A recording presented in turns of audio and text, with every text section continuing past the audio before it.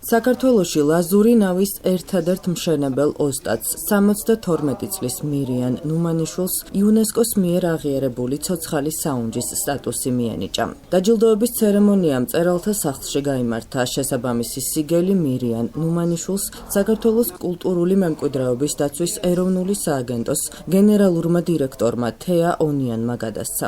როგორც ღონისძიებაზე აღინიშნა, ეს აღიარება ხაზს უსვამს ამ ტრადიციული ცოდნის განსაკუთრებულ მნიშვნელობას, რომელიც კულტურული მრავალფეროვნების შენარჩუნებას უწყობს ხელს. აღსანიშნავია, რომ ფელუკა წარმოადგენს ტრადიციულ ლაზურ ნავს, რომელიც საუკუნეების განმავლობაში გამოიყენებოდა შავი ზღვის სანაპირო სოფლებში თევზჭერისა და სანაპირო მიმოსვლისთვის. მირიან ნუმანიშვილი დღეს წარმოადგენს ამ უძველესი ტრადიციის ერთადერთ გამგრძელებელ ოსტატს.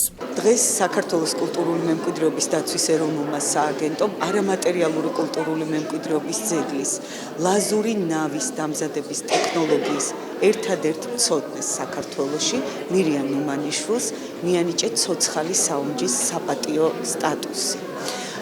ეს სტატუსი არ ითვალისწინებს რაიმე განსაკუთრებულ პრივილეგიებს, თუმცა არის აღიარება იმისა, რომ ეს ადამიანი ინახავს და გადმოსცემს ჩვენს არამატერიალურ კულტურულ მემკვიდრეობას და მომავალ აქვს იმისი შესაძლებლობა, რომ მომავალ თაობებს გაუზიაროს ის ცოდნა და გამოცდილება, რაც დაუნჯებულია მასში და რასაც იგი ფლობს წინაპართაგან მიღებული ცოდნის საფუძველზე. ეს ვისწავლე მე ჩემი წინაპრების გადმოცემიდან. განათლების სულ სხვა განათლება მაქვს, მაგრამ თუ ცოტა ხელგეწიფება, თუ ამ საქმესთან ახლოს ხარ, მაშინ ისწავლე აუცილებლად. არა მარტო ზღვის ცოდნაა საჭირო, არამედ ტყეც უნდა იცოდე, არამედ ხესთან მუშაობა უნდა გიყვარდეს. ლაზური ნავის სამშენებლო ტრადიციებს უდიდესი მნიშვნელობა აქვს ზოგადად ქართული კულტურისათვის, მოგხსენება შავი ზღვის ეკვატორიის ქვეყანა ვართ და აქ საუკუნეების განმავლობაში უდიდესმა და უდიდესმა კულტურულმა მემკვიდრეობამ მოიყარა თავი, რომელიც სხვა უსლობას და მასთან დაკავშირებულ ელემენტებს ეხება და მათ შორის ერთ-ერთი არის ლაზური ფელუკას სამშენებლო ტრადიციები, სადაც ძალიან ბევრი საინტერესო ნიუანსი შემოინახა ტრადიციული ნამჩენებლობისა.